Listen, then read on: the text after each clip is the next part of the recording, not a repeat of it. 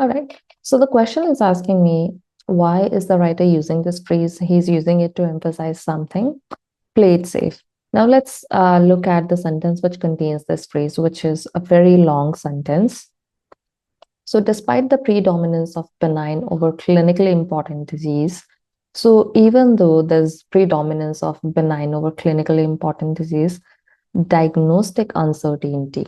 So that means a problem. We are not sure about the diagnosis. The inaccurate estimates of disease risk, not being sure of how much risk a disease carries. Discounting of potential downstream harms, basically not considering the downstream harms, or basically that harms that can happen later on. Defensive medicine, basically to protect from something. When you're using a medicine, we call it a defensive medicine. Patient and clinician fear. So the patient is also fearing something, the clinician is also fearing something. Professional norms, generally what is done in this profession, and cognitive biases, on the biases that you have, the partial nature that you have.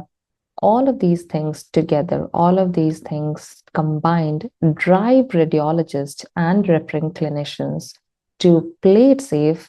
That means these all factors which I've highlighted in yellow, they all drive radiologists and referring clinicians to play it safe and favor intervention.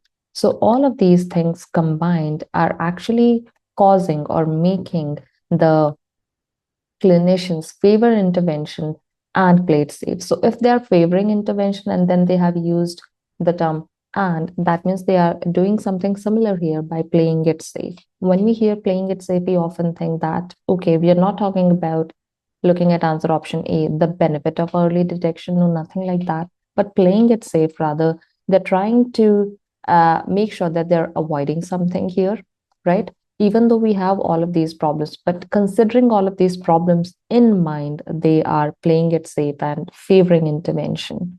Now, then they are saying that for an individual, for a particular individual, when you detect and remove an incidental mass, which was thought to be benign, but later it got confirmed as cancerous, is seen as a clear benefit, right?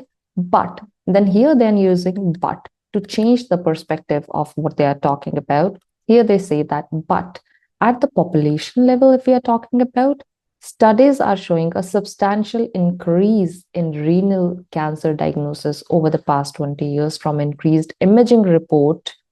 They report no reductions. They report no reduction in cancer related mortality. That means it is not a benefit because you're still having this problem. And instead, increased rates of these suspected cancers. So here they have said that it is seen as a clear benefit, but it is only seen as a clear benefit on the individual level and not really on the population level. Why? Because they have given us examples for that. On the population level, not so much a benefit.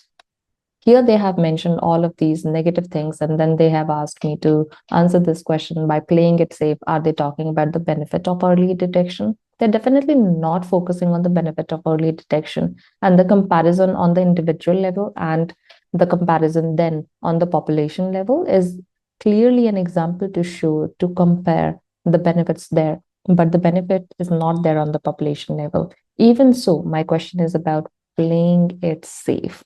By playing it safe, they're favoring intervention, not really saying that there's any benefit. So not answer option A. Then they're saying that the writer is emphasizing a cautious approach. Yes, they are playing it safe. They are being very, very careful to avoid missing terminal conditions. Now, this is where I have a problem. Even though I'm perfectly happy with a cautious approach, my problem lies with terminal conditions. They have not necessarily mentioned plural, multiple terminal disease conditions, which actually mean that the patient is going to die. Here, the problems that they have mentioned are not terminal conditions only. So that's not necessarily the reason, and which is why I can't consider answer option B to be the right answer. Instead, I will look at answer option C. They're talking about a specific approach. Okay, there's a specific approach that they're doing. They're favoring intervention, and that's a specific approach rather than a treatment, but rather a specific approach to avoid potential issues. Notice that the only difference between answer option B and C is that here they mention the specific approach, here they mention a cautious approach. They have specified which kind of specific approach are we talking about when they are saying here to avoid missing terminal conditions. Here they have mentioned to avoid potential issues, the issues that can happen, the potential issues, to avoid these issues, in fear of these issues, to avoid patient and clinician fear, to avoid all of these things.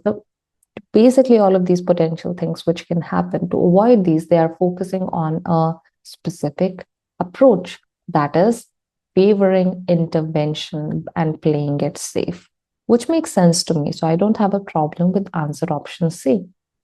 Answer option D says that the writer is trying to emphasize the impact of professional norms in decision making. Well, it is not just the professional norms which are causing there to be, some sort of difference in their decision. It is a combination of all of these things, right? They have mentioned that all of these things together drive radiologists and clinicians to play it safe, which means I can't choose answer option D because it only contains some part of the answer, whereas answer option C contains almost all of the answer that I'm looking for. So my answer for this question is going to be answer option C, because the writer is trying to highlight or emphasize a specific approach the clinicians use to avoid potential issues. And that is my answer.